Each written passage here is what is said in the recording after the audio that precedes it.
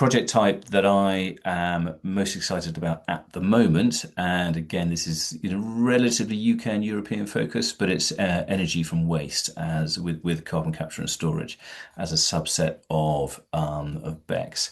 And the reason I like that so much is because it's sort of the feedstock that's being used is it sits completely in the waste stream, and so while that makes the LCA quite complicated in terms of separating out the sort of the sort of origin emissions from there's the biogenic component and there's a fossil-based component, so it's mixed sort of biomass and plastics.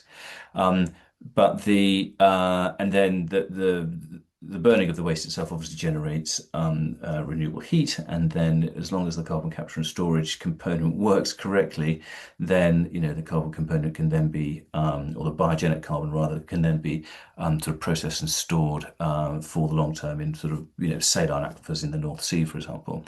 And in the UK alone, I think we've got something like 60 energy from waste incineration plants. And so if we were to, so that infrastructure already exists.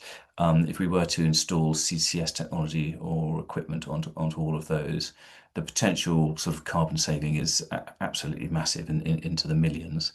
And I think it could make a sort of a huge difference.